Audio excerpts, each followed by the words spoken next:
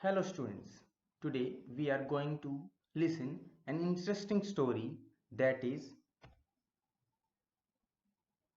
Bamboo Curry.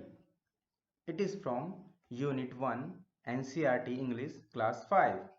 Let's begin. Bamboo Curry. Have you ever eaten a dish made of bamboo? क्या आपने कोई ऐसी dish खाई है जो कि बैम्बू यानी बांस से बनी हो?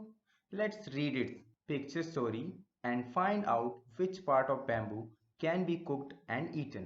तो आइए इस पिक्चर स्टोरी को पढ़ते हैं और पता लगाते हैं कि बैम्बू करी में आखिर कौन सा पार्ट खाया या पकाया जाता है.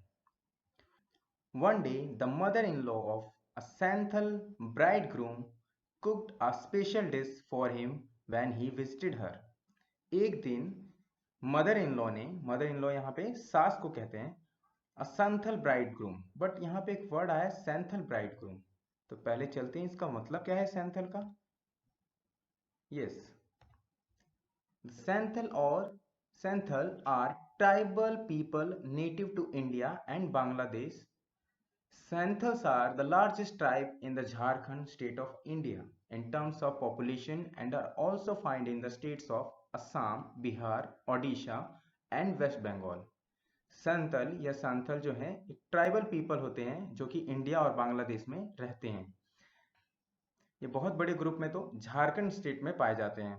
इसके अलावा ये इंडिया में और भी जगह पे रहते हैं जहाँ जो हैं असम, बिहार, ओडिशा और वेस्ट बंगाल. ठीक है, और कुछ पिक्चर्स यहाँ पे आप देख सकते हैं. ये जो पिक्चर्स हैं ये एक सेंथली डांस का दिखाया गया है. यहाँ पे ये सेंथली हाउसेस कैसे होते हैं इसके बारे में है. And this is a Santhali couple. और यहाँ पे जो ब्राइड ग्रूम वर्ड है, ब्राइड ग्रूम का मतलब होता है दूल्हा और ब्राइड का मतलब होता है दुल्हन. तो यहाँ ब्राइड ग्रूम मतलब दूल्हे से बात की जा रही है, तो इसलिए ठीक है आपको समझ में आएगा कि दूल्हा जो है वो अपनी सास के यहाँ यानी दामाद जो है अपनी सास के यहाँ जाता है और रुकता है. तो उसकी सास उसको एक बहुत अच्छी डिश बनाकर खिलाती है. दिस करी is delicious. What is it? ये करी तो बहुत डिलीशियस है, आखिर ये क्या है? जो ब्राइड ग्रूम था, दूल्हे ने ये पूछा. The mother in law pointed at the bamboo door. तो मदर इन लॉ ने बैम्बू डोर की तरफ इशारा करके बता दिया ये इससे बना है. Next morning just as he was about to leave he remembered that there was no bamboo in his village. तो अगली सुबह जब वो दूल्हा यानी वो आदमी अपने गांव की तरफ रवाना होने वाला था तो उसे याद आया कि मेरे गांव में तो कोई बैम्बू का पेड़ ही नहीं है, यानी कोई बांस का पेड़ नहीं है. So he remove the bamboo door and carrying it with him left for his home. तो उसने क्या किया, अपने सास के घर में जो बैम्बू का डोर लगा हुआ था उसे हटा लिया, खोल दिया और अपने साथ ही धोकर अपने गांव घर में ले गया. On reaching his village, he told his wife, make curry with this bamboo door. जब वो घर पहुंचा अपने गांव में तो उसने अपनी वाइफ से कहा कि इस बैम्बू डोर से मेरे लिए करी यानी सब्जी बनाओ.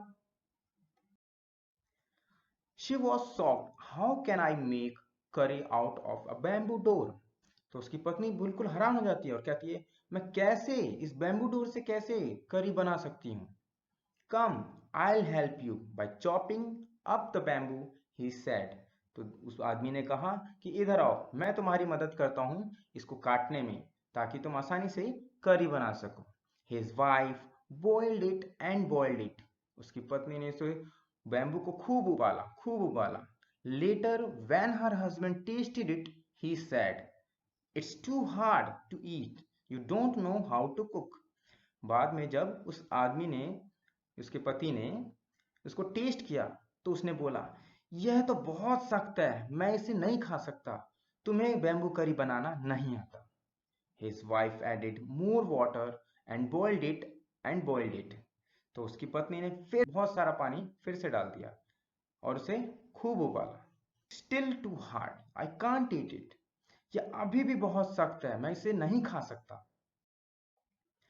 The in-laws came to visit the young couple that evening. तो उसी शाम को उसकी सास वहां पे आ जाती है. They all laughed at his foolishness. सभी उस आदमी की मूर्खता पर हंसते हैं. The mother-in-law said, "Didn't you know The curry was made from bamboo shoot and not from bamboo door. क्या तुम्हें नहीं पता कि जो करी थी वो बैम्बू शूट से बनी है, ना कि बैम्बू डोर से। अ सेंथल फोक टेल, ये एक संथली जो लोग हैं वहां की प्रचलित लोक कथा है। Did you know this? What did you know this? यहाँ पे जो वर्ड आया है बैम्बू शूट। अब बैम्बू शूट होता क्या है, चलिए देखते हैं।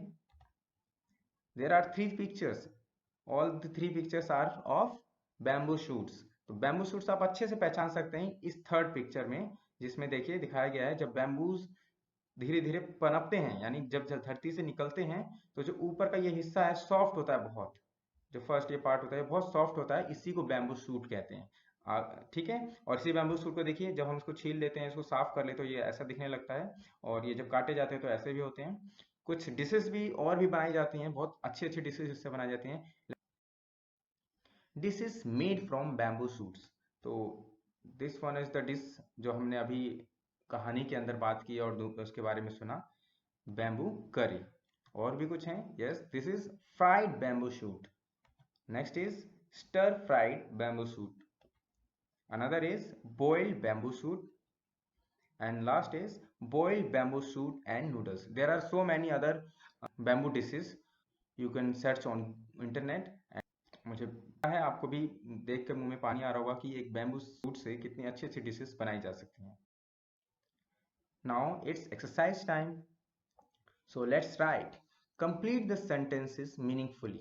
First, the bridegroom left the door of his in-laws' house because it was made of bamboo and there was no bamboo in his village. Second is, the bridegroom was unable to have bamboo curry in the end because he had not added bamboo shoots. Second question, word hunt. Fill in the blanks with words from the story. First, the bridegroom went to visit his mother-in-law. Second, the mother-in-law pointed at the bamboo door. Third, he stayed the night with his in-laws. He carried bamboo door back with him. Fifth is, the curry was made from bamboo shoots, or you can say the curry was made of bamboo shoots. Now there are some words, you can pronounce them. I'm going to pronounce them, just listen it. Impatient, impatient. Delicious, delicious. Boiled, boiled. Chopped, chopped. Bamboo, bamboo. Began, began. So I hope आपको इस chapter में बड़ा मजा आया होगा। Story बहुत अच्छी थी, एक्सरसाइज करने में मजा आया होगा। इसको बार बार देखिए, रिवाइज कीजिए। Thanks for watching, bye bye.